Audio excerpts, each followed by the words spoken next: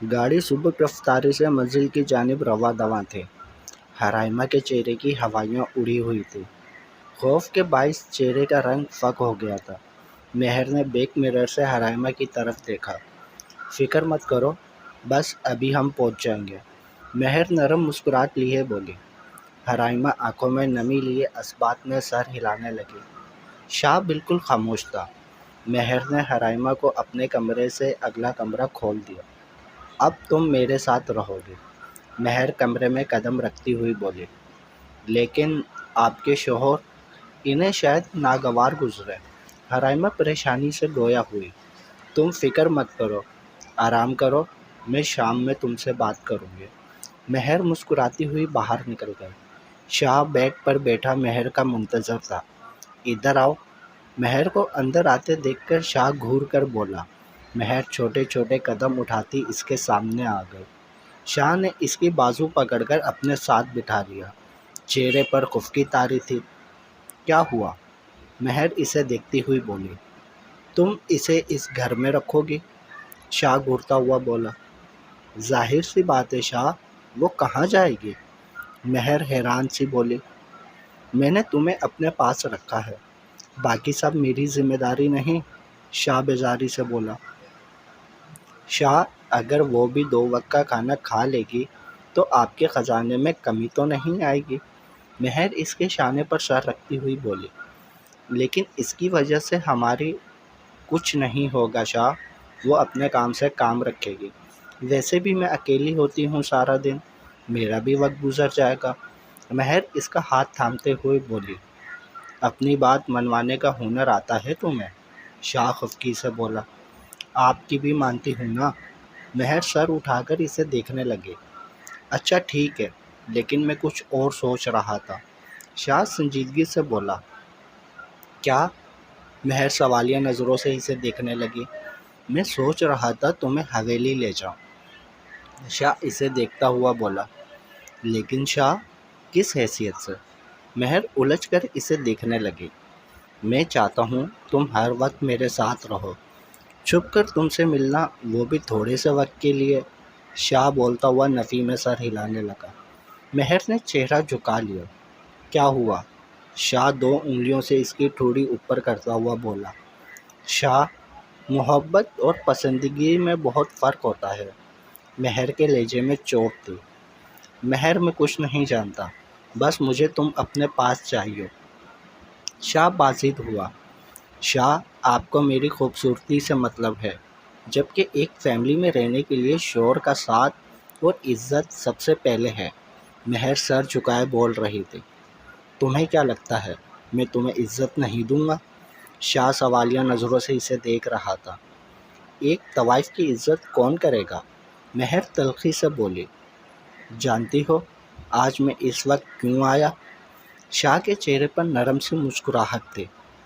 क्यों? मेहर चेहरा उठाकर इसे देखने लगी। डॉक्टर ने रिपोर्ट्स भेजी थी मेरे ऑफिस, तुम मम्मा बनने वाली हो। शाह इसके चेहरे से बाल हटाता हुआ बोला। मेहर खुशगवार हैरत से इसे देखने लगी। लेकिन शाह ने इसके नाजुक होठों पर उंगली रख के खामोश करवा दिया। मेहर, कभी मुझसे बेवफाई मत करना। मुझसे मोहब्बत करो या ना करो, लेकिन मुझसे वफ़ा ज़रूर निभाना। शाह की पेशानी मेहर की पेशानी के साथ थी। शाह, हमारा रिश्ता कैसे चलेगा? मेहर फिक्रमंदी से बोली। मैं कुछ दिन तक तुम्हें हवेली ले जाऊंगा और तुम्हें वो इज़्ज़त और मान दूंगा जिसके तुम हकदार हो। शाह ने अपने तशना लब इसकी पेशानी पर रख दिए। शाह के लिम्स पर मेहर ने आंखें बंद कर लीं। मेहर के चेहरे पर सुकून था, एक तवील सफ़र के बाद मुयस्सर आने वाला सुकून। अज़लान, पेपर दे दो। हरम इसका पेपर पकड़ती हुई बोली। अज़लान ने घूरने पर इक्तफ़ा किया। हरम शीशो पंच में मुब्तला थी। प्रोफेसर, अज़लान पेपर नहीं दे रहा। नचार हरम ने प्रोफेसर को मुखातिब किया। खींच लें। वो पेपर्स देखते मसरूफ़ से अंदाज में बोले। हरम ने पेपर खींचा तो वो 2 हिस्सों में बट गया। हरम का मुंह खुल गया। अज़लान हैरान सा फटे हुए हिस्से को देख रहा था। نگاہیں پیپر سے ہو کر حرم کی جانب گئیں۔ حرم اسے دیکھ کر گھبرا گئی۔ تم نے میرا پیپر؟ اذلان بولتا ہوا کھڑا ہو گیا۔ حرم دھوپ نکلتی اسے دیکھنے لگے۔ اذلان دانت پیستا اسے گھور رہا تھا۔ حرم نے بھاگ جانے میں عافیت جانی۔ پیپر پھینک کر حرم نے دوڑ لگا دی۔ تمہیں میں بخشوں گا نہیں حرم۔ اذلان خطرناک تیور لیے اس کے پیچھے لپکا۔ اذلان پیپر پروفیسر اسے باہر کی جانب بڑھتے دیکھ کر بولے، وہاں سے اٹھا لیں، جسے بولا تھا نا، دیکھیں کیا حال کیا ہے اس نے۔ اذلان ضبط کرتا ہوا باہر نکل گیا۔ وہ تعجب سے اسے جاتا دیکھنے لگے۔ اذلان باہر نکلا اور دائیں بائیں دیکھنے لگا۔ حرم سامنے جاتی دکھائی دی۔ اذلان بھی چلنے لگا۔ حرم نے چہرہ موڑ کر دیکھا تو آنکھیں پھیل گئی۔ چہرے پر خوف بڑھنے لگا۔ ہائے، وہ تو میرے پیچھے آ رہا ہے۔ حرم نے تقریباً بھاگنا شروع کر دیا۔ حرم کو دیکھ کر اذلان بھی بھاگنے لگا۔ آس پاس کھڑے اسٹوڈنٹس تعجب سے دونوں کو دیکھ رہے تھے۔ حرم بھاگتی ہوئی زینے چڑھنے لگی۔ اذلان بھی اس کے عقب میں تھا۔ آج تم میرے ہاتھ سے بچ کے دکھاؤ، اذلان گرایا۔ حرم کا حلق خشک ہو گیا اور اسپیڈ ڈبل کر دی۔ اذلان اس سے کچھ فاصلے پر تھا۔ دونوں تقریباً بھاگتے ہوئے گول گول زینے چڑھ رہے تھے۔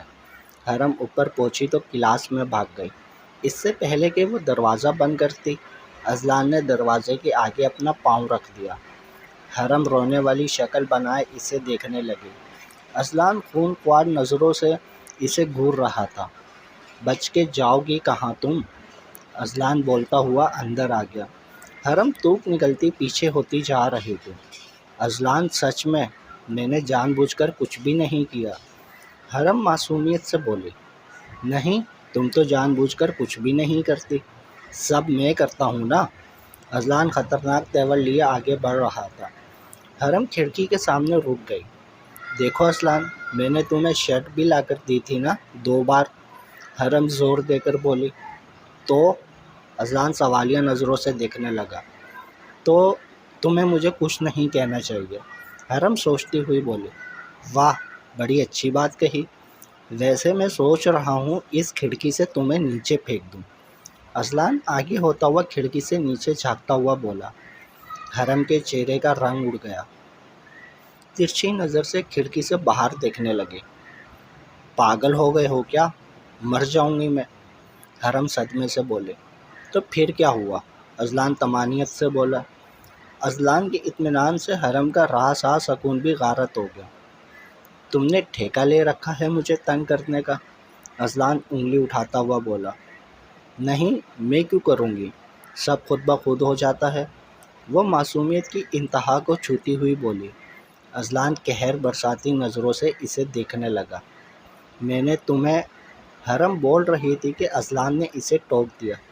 کیا نیا پیپر لا کر دو گی؟ اذلان دانت پیستا ہوا بولا۔ نہیں، حرم تعصب سے بولی۔ پھر اب کیا سزا دی جائے؟ تمہیں کھڑکی سے پھینک دوں یا پھر بجلی کے تار تمہارے ہاتھ میں دے دوں؟ اذلان اس خوف زدہ سی لڑکی کو دیکھ کر لطف اندوز ہو رہا تھا۔ خدا کا خوف کرو، میری جان بھی جا سکتی ہے۔ حرم اٹک اٹک کر بولی جا رہی تھی، مانو کسی نے سولی پر لٹکا رکھا ہو۔ زیادہ نہیں، بس تھوڑی سی، اذلان محفوظ ہوتا ہوا بولا۔ تھوڑی سی کیسے جاتی ہے؟ حرم صدمے سے بولی۔ جب تمہاری جائے گی پھر معلوم ہو جائے گا۔ اذلان بامشکل مسکراہٹ روکتا ہوا بولا۔ میں بھائی کو بلا لوں گی۔ ہاں، حرم سوچتی ہوئی بولی۔ اچھا، بلاؤ بھائی کو، میں بھی اپنے سالے سے مل لوں گا۔ اذلان اس کے ہاتھ میں پکڑے فون کی جانب نگاہوں سے اشارہ کرتا ہوا بولا۔ میرے بھائی کو گالی دے رہے ہو؟ حرم کا منہ کھلے کا کھلا رہ گیا۔ پاگل ہو کیا؟ میں اپنے سالے صاحب کی بات کر رہا ہوں، ہمارے نکاح کے باعث، اذلان زور دے کر بولا۔ اچھا میں جاؤں؟ حرم مظلومیت سے بولی۔ ایسے کیسے، پہلے سزا پھر جانا۔ اذلان اس کے قریب ہو گیا۔ حرم رونے والی شکل بنائے اسے دیکھ رہی تھی۔ اذلان کہکا لگاتا اسے دیکھنے لگا۔ اس سے زیادہ اس میں سکت نہ تھی۔ حرم ناسمجھی سے اسے دیکھنے لگی جو منہ کھول کر ہنس رہا تھا۔ اب کیا ہوا؟ حرم منہ بسور کر بولی۔ تمہاری شکل ایسی ہے دیکھ کر، اذلان نے کیکا لگاتے بات ادھوری چھوڑی۔ حرم برا مان گئی۔ حرم نے جانے کے لیے قدم بڑھا دیے۔ اچھا سنو، اذلان اس کی کلائی پکڑتا ہوا بولا۔ کیا؟ حرم منہ بناتی اسے دیکھنے لگی۔ آج چلی جاؤ گی تم؟ اذلان اسے اپنے سامنے لاتا ہوا بولا۔ ہاں بھائی لینے آئیں گے۔ حرم دھیرے دھیرے بول رہی تھی۔ مجھے مس کرو گی؟ اذان بغور اس کا چہرہ دیکھتا ہوا بولا۔ حرم نے نگاہیں اٹھا کر اسے دیکھا۔ پتہ نہیں، حرم گڑبڑا کر بولی۔ میں تمہاری ان الٹی سیدھی حرکتوں کو بہت مس کروں گا۔ اذان شرارت سے بولا۔ تمہیں تو شکر کرنا چاہیے، حرم خفا خفا سے بولی۔ اچھا سنو۔ سن تو رہی ہوں، اور کیسے سنوں؟ حرم خفگی سے دیکھتی ہوئی بولی۔ مجھ سے رابطے میں رہنا، اور اگر تم نے نخرے دکھائے تو میں تمہارے گھر آ جاؤں گا۔ اذلان دھمکانے والے انداز میں بولا۔ تمہیں میرا گھر معلوم ہے؟ حرم حیران سے بولی۔ آج جاؤ گی نا تم، تو میں بھی دیکھ لوں گا تمہارا گھر۔ اذلان بائیں آنکھ دباتا ہوا بولا۔ حرم کا چہرہ حیا کے باعث سرخ ہو گیا۔ میں جاؤں؟ حرم نے اپنی کلائی آزاد کروانی چاہی۔ اگر میں کہوں نہیں پھر؟ اذلان اس کی جھکی پلکوں کو دیکھتا ہوا بولا۔ بھائی آ جائیں گے، پلیز جانے دو مجھے۔ حرم التجائیہ نظروں سے دیکھتی ہوئی بولی۔ اذلان نے مسکراتے ہوئے اس کی کلائی آزاد کر دی۔ حرم پیچھے مڑے بنا نکل گئی۔ اذلان مسکراتا ہوا بالوں میں ہاتھ پھیرنے لگا۔ جی بھائی، آ جاؤں گا میں۔ اگر کام نہیں تو آپ آ جائیں، ورنہ ڈرائیور کو بھیجنا ہے۔ اذلان فون کان سے لگائے چل رہا تھا۔ چلیں ٹھیک ہے، بابا کو بتا دینا آپ، میں کچھ دیر میں نکلتا ہوں۔ اذلان نے کہتے ہوئے فون رکھ دیا۔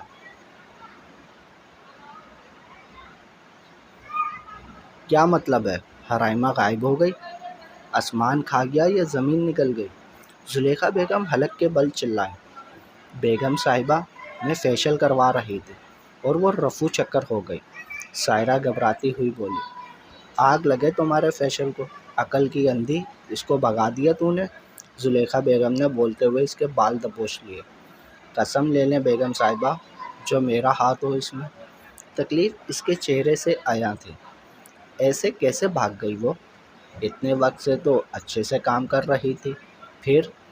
زلیخا بیگم اسے پرے کرتی ہوئی بولی۔ بانی ہکا بکا سی یہ منظر دیکھ رہی تھی۔ کس کا کام ہو سکتا ہے یہ؟ وہ بانی کو دیکھتی ہوئی بولے۔ بیگم صاحبہ، میں تو آپ کو کہتی تھی وہ چھپی رستم ہے، آج موقع دیکھ کر بھاگ نکلی، اور کیا؟ بانی منہ بناتی ہوئی بولی۔ منہ بند کر لے اپنا، زلیخا بیگم تیش میں چلائی۔ بانی 2 قدم دور ہو گئی۔ اس آئمہ کو فون لگا، ابھی تک کچھ نہیں کیا اس بیوقوف نے؟ وہ غصے میں دوڑ رہی تھی۔ بانی گھبراتے ہوئے فون ملانے لگی۔ بیگم صاحبہ، اٹھا نہیں رہی وہ، بانی مایوسی سے بولی۔ زلیخا بیگم بے چینی سے پہلو بدلتی باہر نکل گئی۔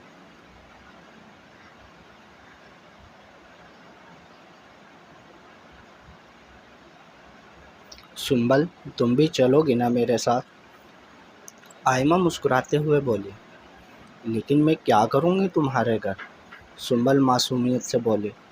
میں نے تمہیں بتایا نہیں، ہمارا گھر بہت بڑا ہے، بہت سارے نوکر ہیں، کچھ دن ہمارے گھر رہ لو، پھر اپنے گاؤں چلی جانا۔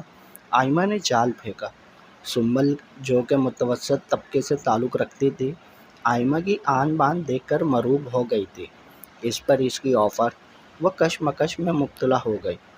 دل چاہ رہا تھا کہ کچھ دن وہ بھی ملکہ کی مانند رہے، جبکہ دماغ ناموزوں قرار دے رہا تھا کسی کے گھر جا کر رہنے کو۔ ہمیشہ دل ہی مات دیتا ہے دماغ کو۔ ٹھیک ہے، میں 3 دن تمہارے گھر رہ کر پھر اپنے گاؤں چلی جاؤں گی۔ یہ بتاؤ، تمہارا ڈرائیور مجھے چھوڑ آئے گا نا؟ سنبل نے تصدیق کرنا چاہی۔ ہاں، یہ بھی کوئی پوچھنے والی بات ہے کیا؟ میرے ایک اشارے پر ساری فوج قطار میں کھڑی ہو جاتی ہے، آئمہ تفاخر سے بولی۔ معصوم سی سنبل، جس نے دنیا کے رنگ بھی نہ دیکھے تھے، وہ آئمہ جیسی تیز ترار لڑکی کی چکنی چپڑی باتوں کو کیسے سمجھ پاتی؟ ٹھیک ہے، پھر تم مجھے میرے ہاسٹل سے پک کر لینا۔ سنبل خوشی سے چہکی۔ تم بس تیار رہنا۔ آئمہ ہاتھ ہلاتی مسکراتی ہوئی نکل گئی۔ بالآخر اس کی محنت رنگ لے ہی آئی۔ بیگم صاحبہ، اب مجھ سے خوش ہوں گی؟ اس سے نہیں، وہ کدورت سے بولی۔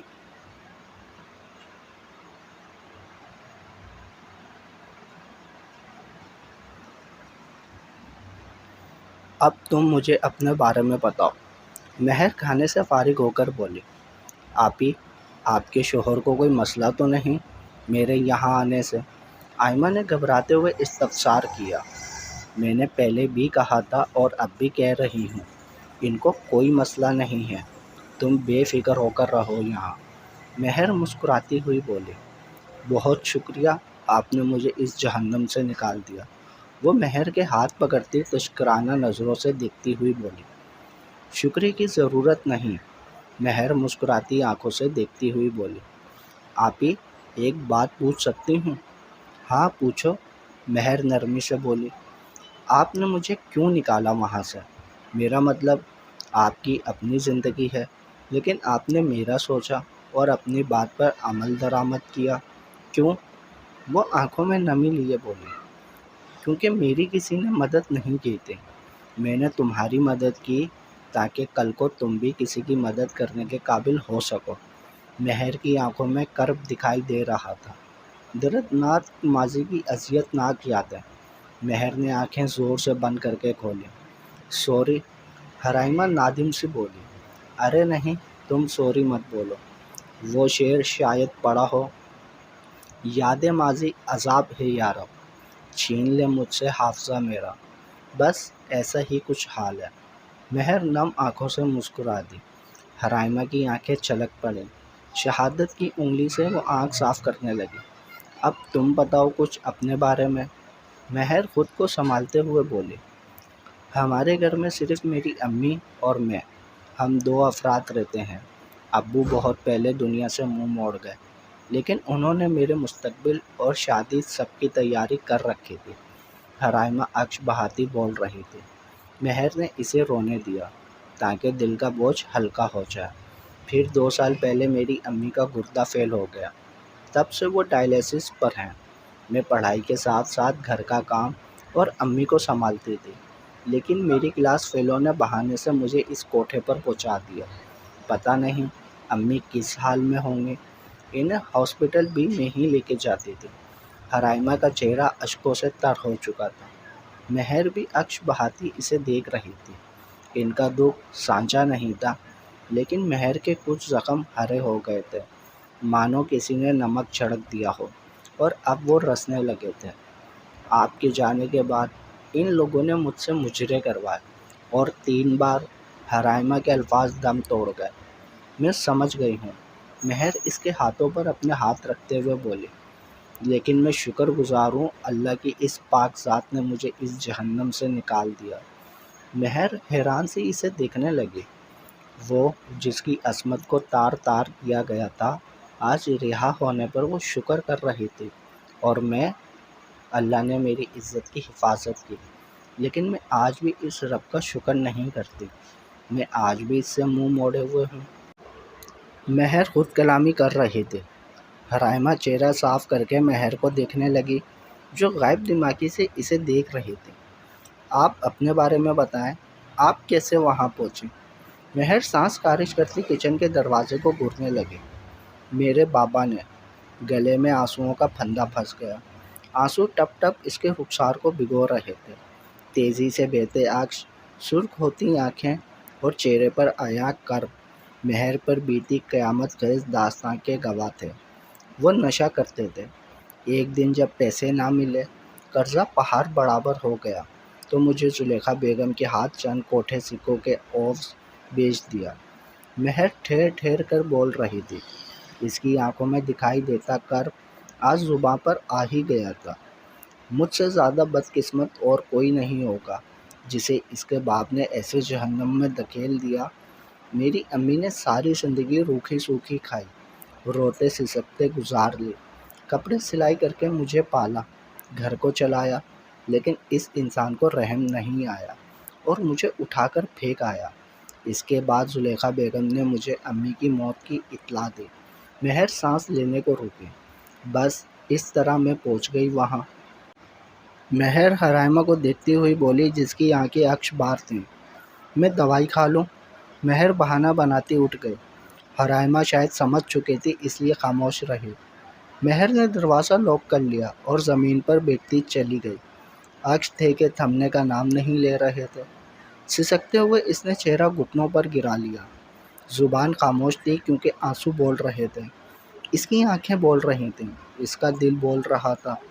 درد کی زبان نہیں ہوتی، وہ اپنے آپ عیاں ہو جاتا ہے، بالکل اسی طرح جیسے ہر بات کہنے کے لیے الفاظ درکار نہیں ہوتے۔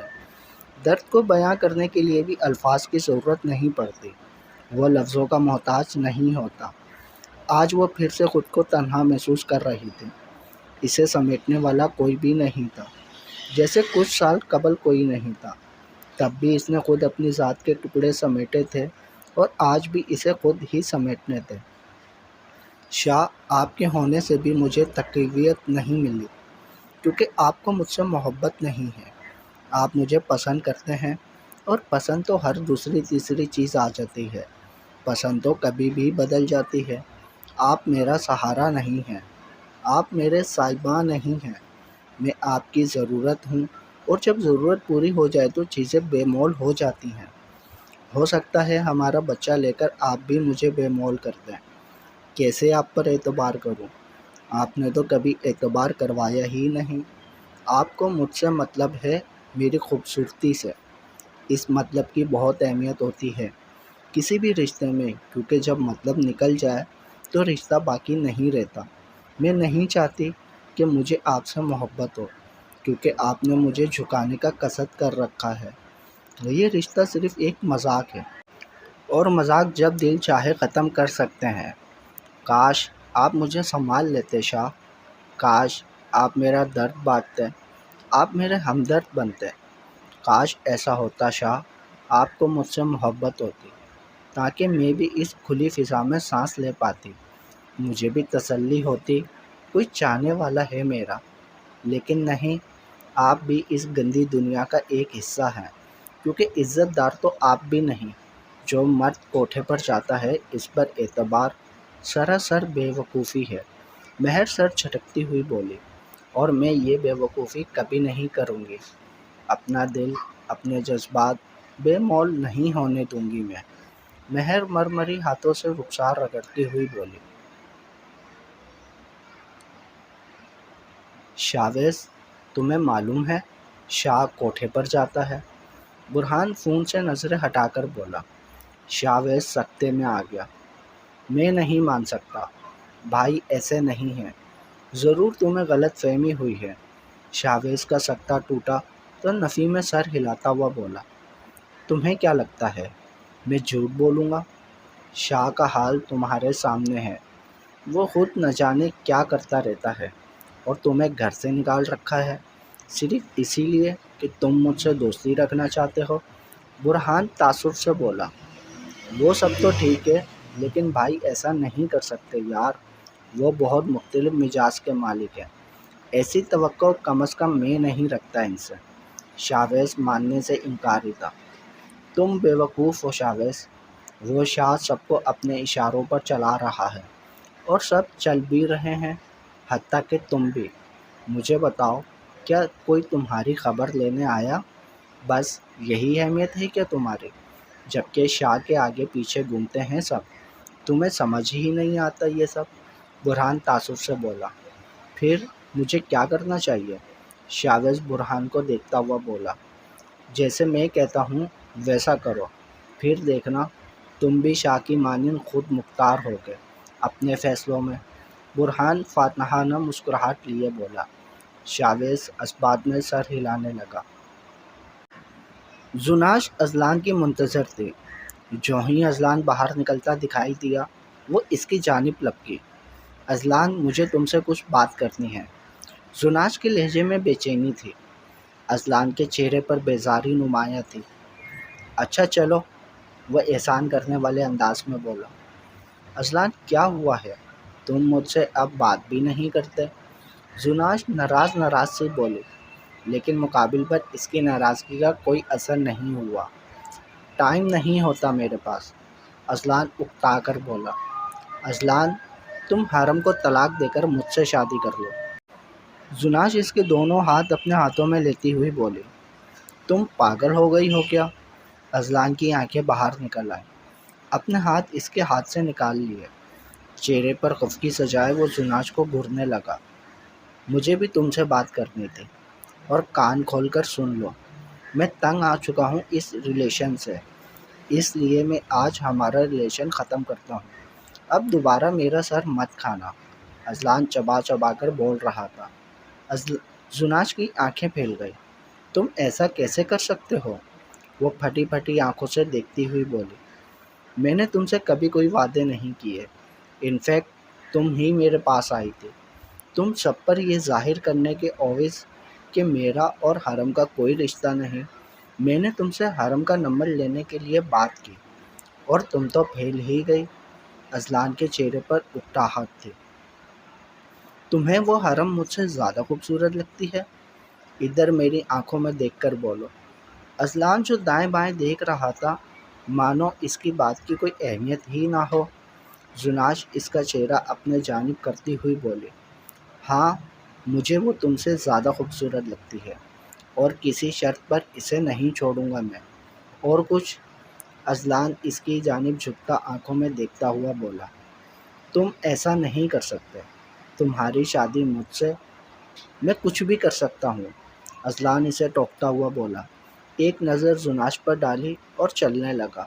زناش ڈبڈباتی آنکھوں سے اسے دور جاتا دیکھنے لگی۔ حرم، تمہیں اب اس دنیا سے جانا پڑے گا، بہت مزے کر لیے تم نے، تمہیں میں چھوڑوں گی نہیں۔ اذلان کو میں کسی قیمت پر نہیں کھو سکتی، مجھے کسی بھی طرح اذلان سے شادی کرنی ہوگی، وہ چہرہ رگڑتی ہوئی بولی۔ جاری ہے بقیہ اگلے پارٹ میں۔ تمام پارٹس پڑھنے کے لیے چینل کو سبسکرائب کریں، لائک ضرور کیا کریں، اور کمنٹس میں اپنی رائے بھی بتائیں یہ ناول آپ کو کیسا لگ رہا ہے۔ اس ناول کے تمام پچھلے پارٹ چینل کی پلے لسٹ میں موجود ہیں۔